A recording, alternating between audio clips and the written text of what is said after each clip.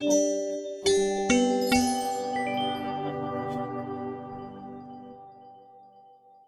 वालेकुम दोस्तों, Alight motion studio course जी ॿी वीडियो में महबूब ھंङورجو तव्हांजी ख़िदमत में हाज़िर। हिन कोर्स जी पहिरीं वीडियो में असां कुछ शयुनि जे बारे में सिखी आया आहियूं।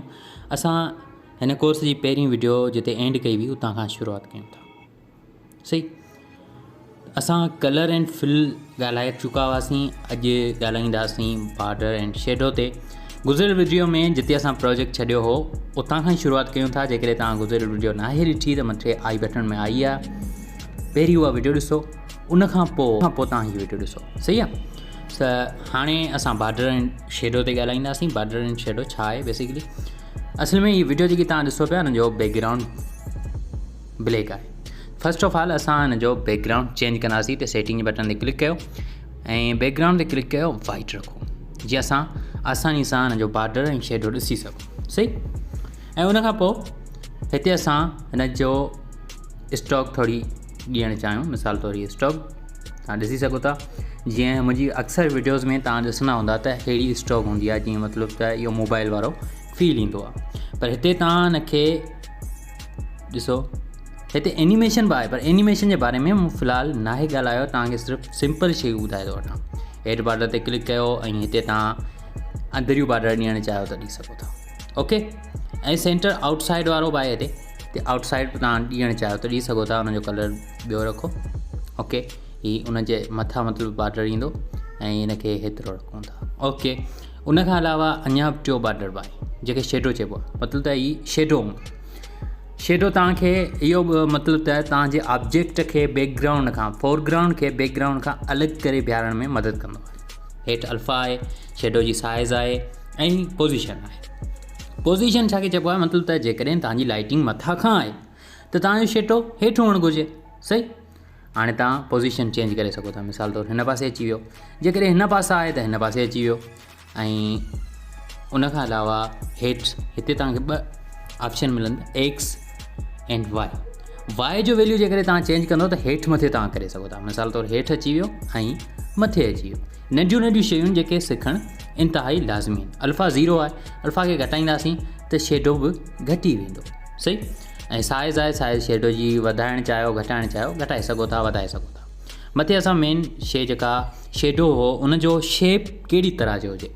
मिसाल त स्ट्रोक हुई, सॉरी शेडो खे असां छॾे चुकासीं। हाणे स्ट्रोक मतिलबु त आउटलाइन जेके चइजे उहा। आउटलाइन जी हो शेड मतिलबु त शेप कहिड़ो हुजे, हिन तरह जो हुजे, हिन तरह जो हुजे, या वरी हिन तरह जो हुजे। सही।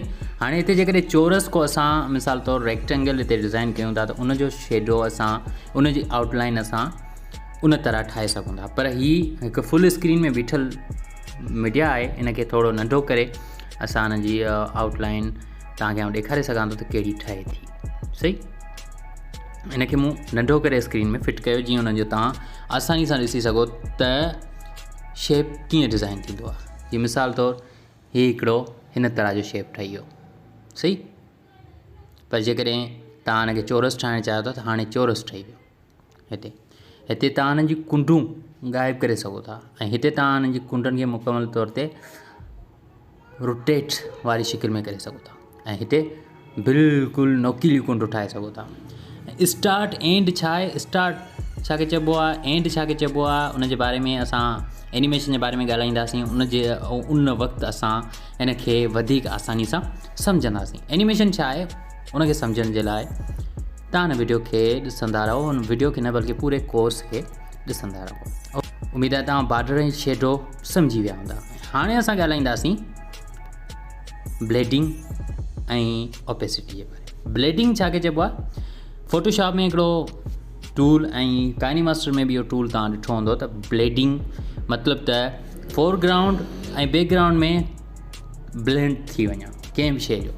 हिनखे ब्लेडिंग में हिते क्लिक कंदासीं तव्हांखे हिन तरह ॾिसण में ईंदी, पर हिन जो बैकग्राउंड वाइट हुअण करे कुझु ॾिसण में कोन थो अचे। मिसाल तौरु असां हिन जे बैकग्राउंड ते का मीडिया रखूं था ऐं उन ते तव्हांखे ब्लेडिंग सेखारींदो। असां वेंदासीं मीडिया में ऐं हितां असां का बि तस्वीर ऐड कंदासीं। मिसाल तौरु हीअ तस्वीर मूं ऐड कई आहे, हिनखे ब्लेंड कयूं था।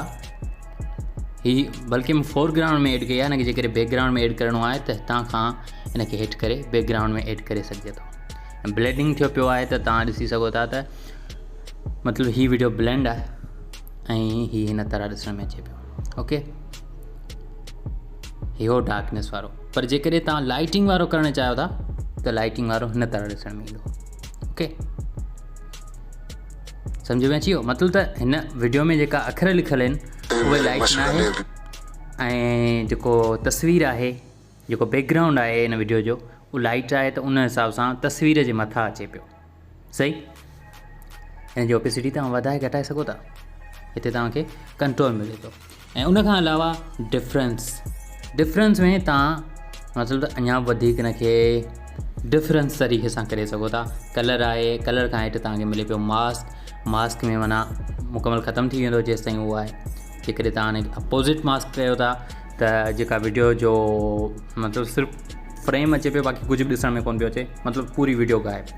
ऐं उन घटाए या वधाए सघो था। ओके, हाणे असां ओपेसिटी जे बारे में ॻाल्हाईंदासीं। ओपेसिटी मथे जेको तव्हांखे हीअ बटन मिले पियो, हीअ आहे ओपेसिटी। सही, हीअ 100% आहे, मतिलबु त 100% असांखे वीडियो ॾिसण में ईंदी। हिनखे जेतिरो ड्रिम रखणु चाहियो था ओतिरो % हिनखे ड्रिम रखी सघो था, हुनखे ओपेसिटी चइबो आहे। सही, हीअ अक्सर तव्हांखे सभिनी वीडियो एडिटर एप्लीकेशन में मिलंदी। ऐं उनखां पोइ मूव एंड ट्रांसफॉर्म, हीअ छा आहे हिनखे सम्झणु थोरो ॾुखियो आहे। मतिलबु त तव्हां वीडियो खे हिन तरफ़ करणु चाहियो था, तव्हां हिते स्वाइप करे हेॾां या होॾां करे सघो था। वीडियो खे सिधो टेढ़ो करणु चाहियो था, तव्हां वीडियो खे सिधो या टेढ़ो करे सघो था। वीडियो लाज़मी न आहे वीडियो हुजे, हिते को बि एलिमेंट हुजे। एलिमेंट मां मुराद हिते को वेक्टर तव्हां ठाहियो था, टेक्स्ट रखो था, फ़ोटो रखो था, या वरी लोगो वग़ैरह कुझु बि रखो था, उनखे ईअं रीसाइज़ करे सघो था। गॾोगॾु हिते हिकिड़ो हीअ ऑप्शन आहे जंहिंसां तव्हां वीडियो खे अॻिते या पोइ हिते अंदरि या ॿाहिरि बि करे सघो था। ऐं हिन वीडियो खे तव्हां टेढ़ो या हिन तरफ़ टेढ़ो करे सघो था। आहे न मज़ेदार? सही, पर गॾोगॾु मिसाल तौरु हाणे तव्हांखे आउं जेकॾहिं एनिमेशन सेखारियां, हिन में मिसाल तौरु असां एनिमेट कयूं, हिनखे हीअ सिधो आहे, हिते असां हिनखे एनिमेट करणु चाहियूं था। मिसाल तौरु हितां खां जितां शुरू थियो आहे हिते सिधो हुजे ऐं ठीकु 2 सेकंड ते ही मुकमल हिन पासे थी वञे। ओके, हीअं थी वियो। ऐं उनखां पोइ 4 सेकंड ते ही वरी हिन पासे थी वञे, थोरो हेॾां थी वञे, मतिलबु त सिधो थी वञे 0 ते। वरी ॻाल्हि हिते तव्हां 0 ते। हाणे जेकॾहिं तव्हां हिनखे प्ले करे ॾिसंदो, कुझु हिन तरह तव्हांखे ॾिसण में ईंदो। वो सोहबतें मेरे मशगले भी बदल गए, कभी रोए शाम को बैठ। ठीकु आहे, हीअ असल में कीअं थियो, हे तव्हांखे ॾिसण में अचनि पिया। हीअ आहिनि एंकर पॉइंट्स। सही, हिननि खे चइबो आहे एंकर पॉइंट्स। हिननि खे तव्हां अञा जेकॾहिं फास्ट करणु चाहियो त हीअ जेको एंकर पॉइंट आहे हिन ते क्लिक कयो ऐं हिनखे खणी करे तव्हां किथे बि रखी सघो था। मिसाल तौरु हिनखे मुसफ़ा वेझो करे छॾियो त वेझो थी वियो। गॾोगॾु तव्हां ॾिठो हूंदो सभिनी में हिकिड़ो ऑप्शन मिले पियो हिन पासे। हिन पासे वारा ऑप्शन छा आहिनि, उन्हनि खे असां सिखण जी कोशिशि कंदासीं। गॾोगॾु तव्हांखे हिकिड़ो कर्व मिलंदो आहे। कर्व, हीअ आहे कर्व, की फ्रेम्स रिक्वायर्ड। कर्व जे लाइ की फ्रेम्स रिक्वायर्ड आहिनि। तव्हां कंहिं बि हिकिड़े की फ्रेम ते सिलेक्ट कयो, हिते अचो कर्व ते, ऐं हिनखे जेतिरो मतिलबु ईज़ कंदो त ओतिरो ज़्यादा स्मूथ तरीक़े सां ई एनिमेट कंदो। सही आहे। ऐं वधीक एनिमेशन खे सम्झण जे लाइ मथे हिकिड़ी वीडियो आई हूंदी जंहिंमें मूं कार्टून ठाहिणु सेखारियो आहे। गॾोगॾु उन में मूं जेका एनिमेशन आहे, अलाइट मोशन स्टूडियो में जेका एनिमेशन हूंदी आहे, उनखे इंतिहाई इज़ी तरीक़े सां, इंतिहाई आसान तरीक़े सां तव्हांखे सम्झायो आहे। सो हाणे तव्हां ॾिसो त सफ़ा स्मूथ एनिमेशन थी वई आहे। हिनखे आउं हटाए थो हिते रखां। हाणे तव्हां हिनखे तव्हांखे प्ले करे थो ॾेखारियां। वो सोहबतें मेरे मशगले भी बदल गए, कभी रोए शाम को बैठ। ओके, सो ऐं उनखां अलावा हिते तव्हां हिनखे वधीक मतिलबु त जीअं चाहियो करे सघो था। हीअ इलेस्टिक छा चइबो आहे, जीअं असां एडोब आफ्टर इफेक्ट में इलेस्टिक, साइक्लेक्स ऐं इज़ीज़, रैंडम ऐं खोड़ सारा ऑप्शन ॾिसंदा आहियूं। हिते उहे साॻी असांखे मिलनि पिया, इहो बोनस आहे। मतिलबु हिनखे अञा तेज़ कंदो त हीउ जल्दी थींदो ऐं अञा बि हिनखे स्मूथ तरीक़े सां करणु चाहींदो, स्लो थी वियो, अचानक थींदो। हिते ॾिसो स्लो आहे, एनिमेशन हिते ज़्यादा थी वई आहे। त हिन जेको इहो हिते अचे पियो हाणे माना बराबरि ईंदो हिन तरह थी। कभी रोए शाम को बैठ कर, कभी महकते को टहल गए। सही। सो अहिड़ी तरह तव्हां पंहिंजी पूरी वीडियो खे एनिमेट बि करे सघो था। उन खां अलावा असां वटि हिकिड़ो ॿियो फीचर आहे एडिट शेप जो। इन ते क्लिक कयो। हिन ते क्लिक करण सां तव्हां बेसिकली हिन जी साइज़ चेंज करे सघो था। सही आहे। ॾिसो अजीब नमूने जी आहे। भई इहो तव्हां शेप जे लाइ बि करे सघो था, XYZ। हिते तव्हां X जी साइज़ चेंज करियो पिया। सही आहे। मतिलबु त ॿिन्ही पासनि खां हिन जी साइज़ ॿिन्ही साइडनि खां चेंज थी रही आहे, हिन पासे खां ऐं हुन पासे खां। पर जेकॾहिं हिननि जे हेठां खां मथे खां तव्हां चेंज करणु चाहियो था त साॻी शइ तव्हांखे यादि हूंदी Y। मतिलबु Y ते तव्हांखे सिलेक्ट करिणो आहे।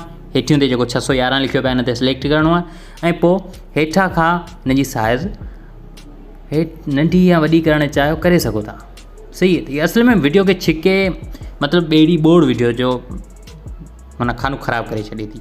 पर हिनखे जेकॾहिं तव्हां हिकिड़ी जेकट ट्रांज़ेक्शन ठाहियो था या पंहिंजी ट्रांज़ेक्शन ठाहियो था, अॻिते हली इनशाला असां ट्रांज़ेक्शन वग़ैरह ठाहींदासीं, प्रैक्टिकल वीडियोस ठाहींदासीं, उन्हनि में तव्हांखे सेखारींदुसि त उन्हनि खे तव्हां एनिमेट करे हिन जी मदद सां इंतिहाई ख़ूबसूरत ट्रांज़ेक्शन ठाहे सघो था।